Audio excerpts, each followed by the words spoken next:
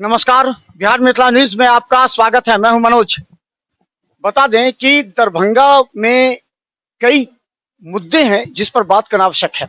जो राष्ट्रीय मुद्दे होते हैं उसमें दरभंगा का जो व्यक्तित्व होता है उसका किसी मुद्दे पर क्या विचार होता है, चलिए आज हम बता दें। दरभंगा डीएमसीएच के हम ये प्रसूति एवं स्त्री रोग विशेषज्ञ का यहाँ पर है और यहाँ पर महिलाएं आती हैं खासकर।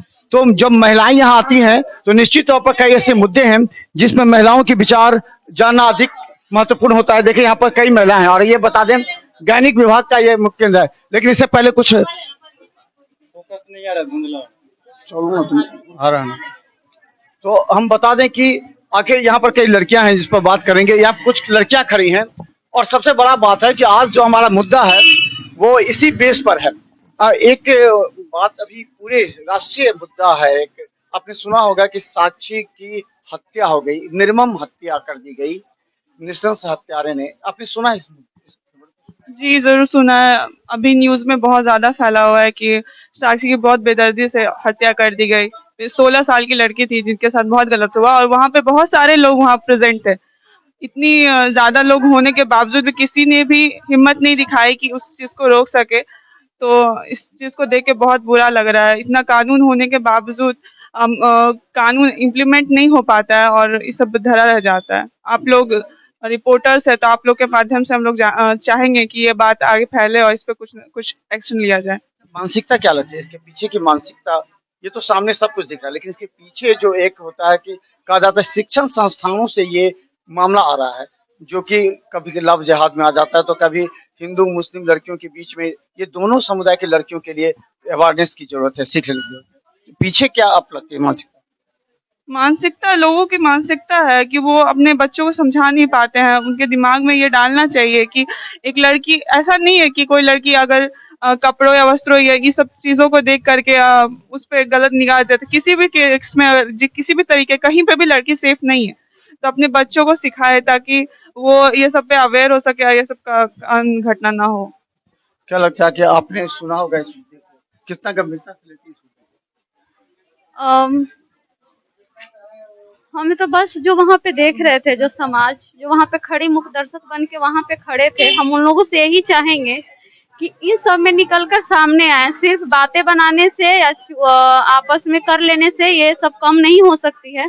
तो इसके लिए लोगों को हिम्मत दिखानी चाहिए।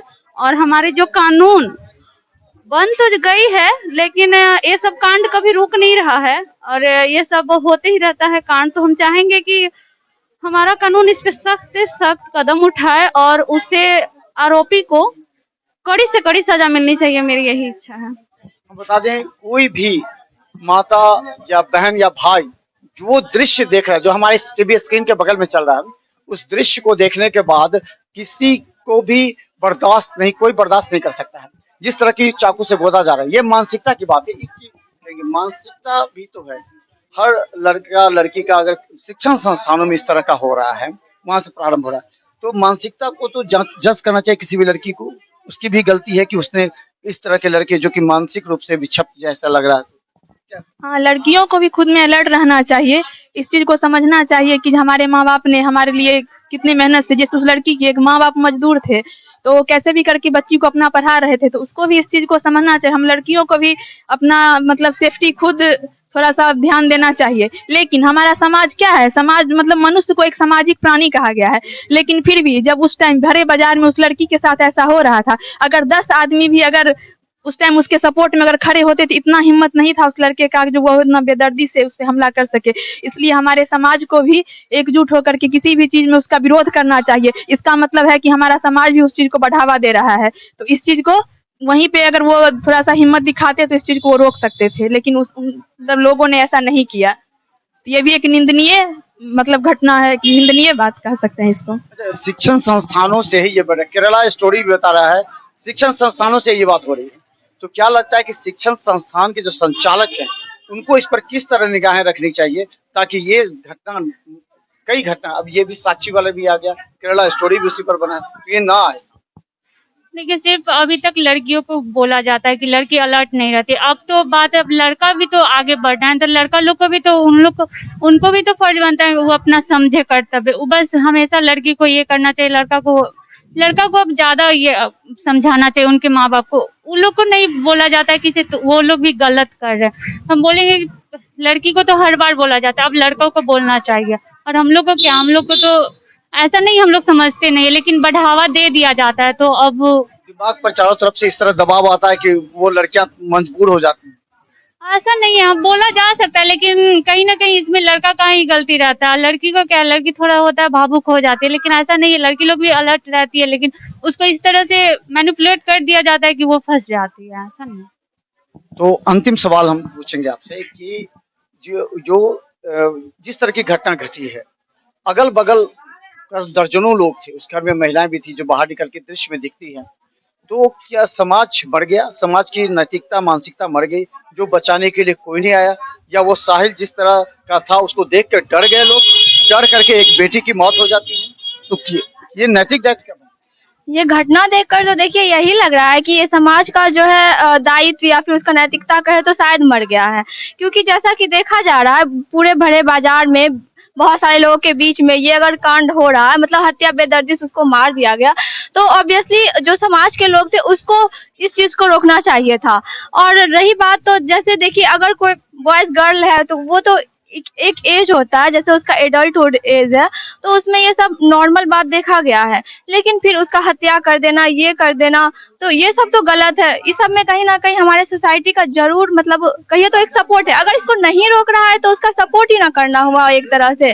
तो अगर उस टाइम वो लोग उसके पीछे खड़े होते ऑब्वियसली तो ये चीज को वो रोक सकते थे, लेकिन उन लोगों ने ऐसा कुछ भी नहीं किया। अगर मान लीजिए उसी जगह पे अगर उनकी बेटी होती या फिर उनकी बहन होती तो क्या वो लोग अपना मुंह बंद रखते हैं? यहाँ पे जो बस बोलने का है कि समाज है, सोसाइटी के लोग हैं, लेकिन पता है यहाँ पे एक दूसरे को कोई कोऑपरेट नहीं करता है। हर लोग सोचता है कि जैसे वो उसका मैटर है, ऐसा कुछ भी नहीं है।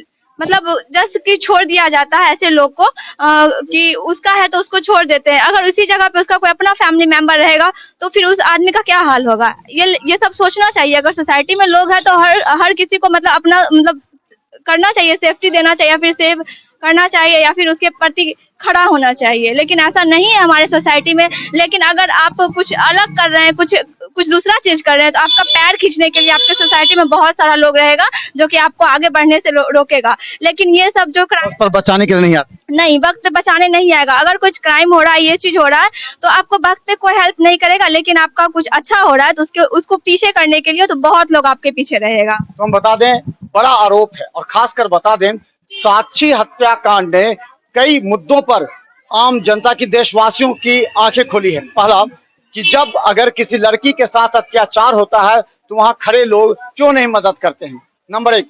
दूसरा, साक्षी हत्याकांड के पीछे एक गरीब लड़की को बचाने के लिए कोई नहीं आया अगल बगल।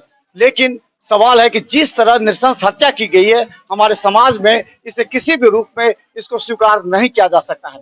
और हम खासकर बता दें कि लगातार दरभंगा के कई जगहों पर जाकर हम लड़कियों से, महिलाओं से पूछते हैं कि साक्षी हत्याकांड पर आपका विचार। ये देखिए, जीएनएम की छात्राएं हैं जो हिंदू मुस्लिम नहीं करती, यहाँ हजारों मरीज आते हैं, सभी मरीजों का बराबर इलाज करती है, उसकी मदद करती हैं, लेकिन इस तरह की घटना की पूरी तरह निंदा कर रही हैं और सरकार से मांग कर रही है कि ऐसी मानसिकता वाले लोगों को फांसी की सजा मिलनी चाहिए। देखते रहिए बिहार मिथिला न्यूज।